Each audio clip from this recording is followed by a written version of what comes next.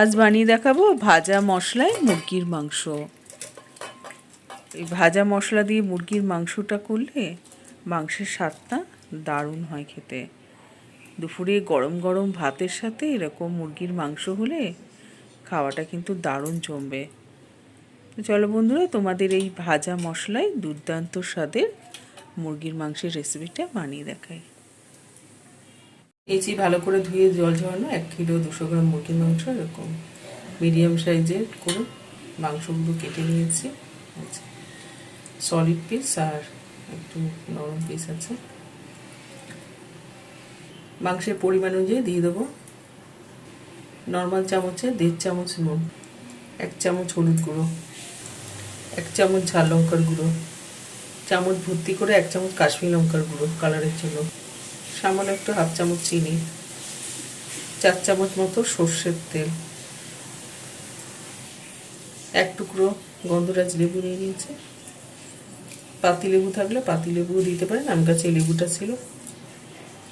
চিপে মাংসের মধ্যে দিয়ে দিলাম। আদা রসুন বাটা 4 চামচ মতো আদা রসুন বাটা। এখন এই সব কিছু দিয়ে মাংসটা মেখে নেবো। এই রান্নায় টক দই ব্যবহার হবে না, লেবুর রস দিয়েছি যার জন্য। সব মশলাগুলো দিয়ে ভালো করে মাংসটা মেখে নেব।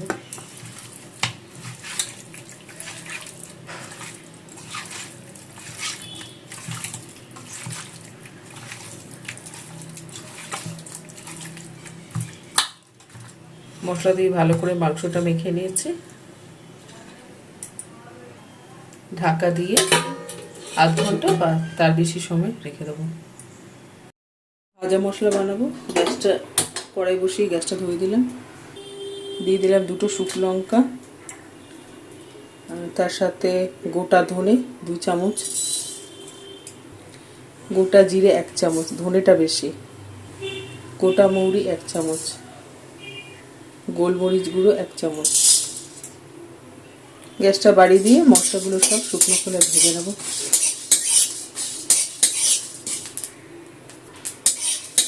মশলাগুলো সুন্দর ভাজা হয়েছে, এই যে ধোঁয়া হচ্ছে আর চরমর করে আওয়াজ হচ্ছে।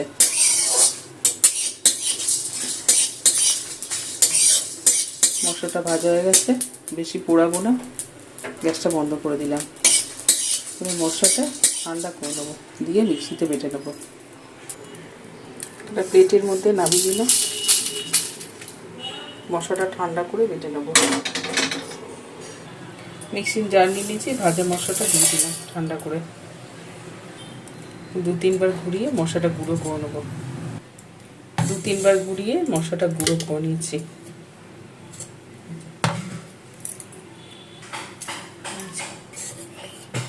মিহি করে গুঁড়ো করে নিয়েছি।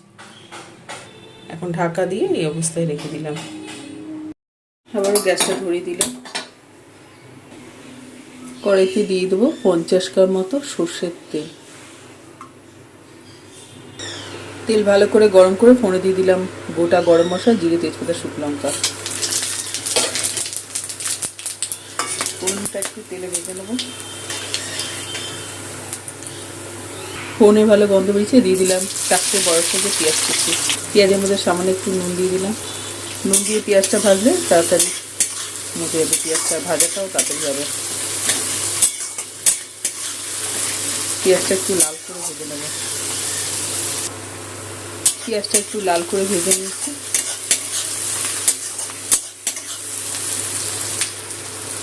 এর মধ্যে দিয়ে দেবো আদা রসুন 2 চামচ।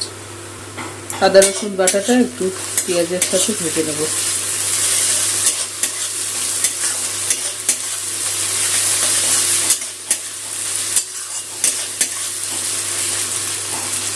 এরপর দিয়ে দিলাম একটা মিডিয়াম সাইজের টমেটো কুচি। টমেটোটাও একটু পেঁয়াজের সাথে একটু ভেজে নেব। টমেটো ভেজে মেখে রাখা মুরগির মাংসটা দিয়ে দিলাম। 1 ঘন্টা হয়ে গেছে। মাংসটা দিয়ে দিলাম। বাটির মধ্যে যে মশলাটা লেগে আছে সেটাও দিয়ে দেবো।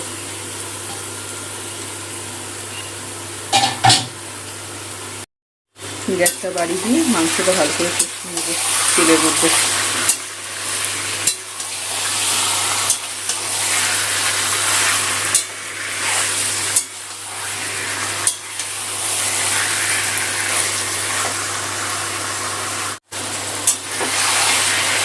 করে তেলের মধ্যে খুব ভাজা ভাজা করে নেব।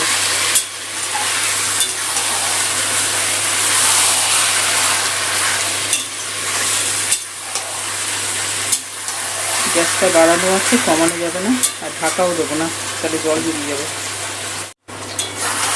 গ্যাসটা বাড়িয়ে মাংসটা খুব ভালো করে কষিয়ে নিচ্ছি। মাংসের কাঁচা গন্ধ চলে যাচ্ছে, মশলার কাঁচা গন্ধ চলে যাচ্ছে। মাংসটা ভালো করে ভেজে নিয়েছি, মাংসের কালারটা চেঞ্জ হয়ে গেছে।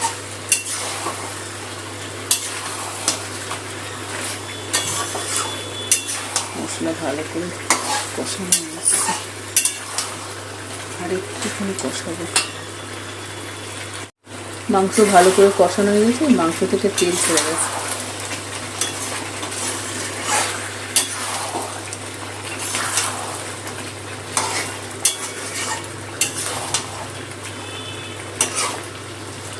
মশলা কাঁচা গন্ধটাও নেই, মশলাও ভালো করে কষানো হয়ে গেছে।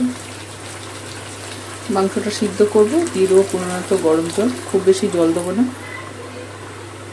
ছোটো বাটি 2 বাটি মতো জল দিয়েছি। জলের সাথে সব ভালো করে মাংস মশলা মিশিয়ে নিচ্ছি, মাংসটা সিদ্ধ করে নেবো।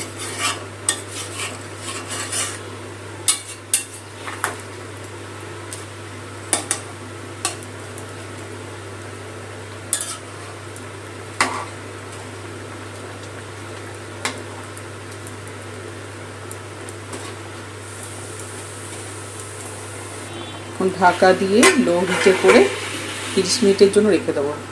আধ ঘন্টা হয়ে গেছে, ঢাকাটা খুলে নিলাম,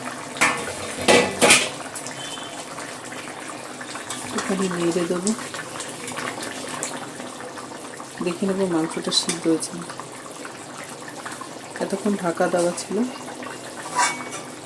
মাংস ভালো করে সিদ্ধ হয়ে গেছে।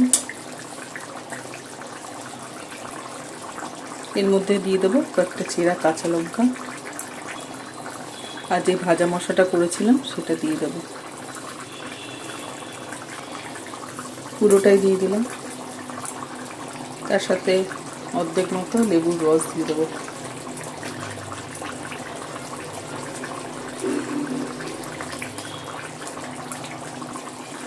কোনো ঘি গরম মশলা দেবো না, এই ভাজা মশলার টেস্টটাই চিকেনের মধ্যে স্বাদ আনবে, তাই গরম মশলা ঘি কিচ্ছু দেবো না। ভালো করে মিশিয়ে নেবো, লেবুর রস ভাজা মশলা দিয়ে মিশিয়ে নিয়ে একটু ফুটিয়ে নেব।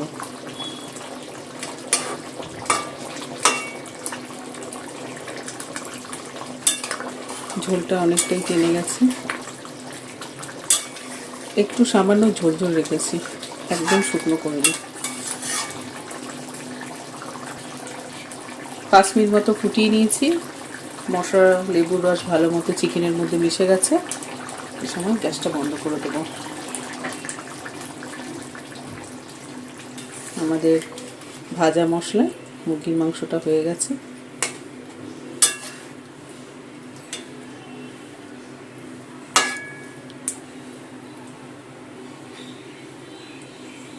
ভাজা মশলা দিয়েছিলাম, তাই 2 মিনিটের জন্য একটু ঢাকা দিয়ে রাখবো, তারপরে নামিয়ে নেব। বন্ধুরা, তোমরাও বাড়িতে এইভাবে ভাজা মশলায় মুরগির মাংস একদিন বানিয়ে খেও, দারুণ খেতে হয়।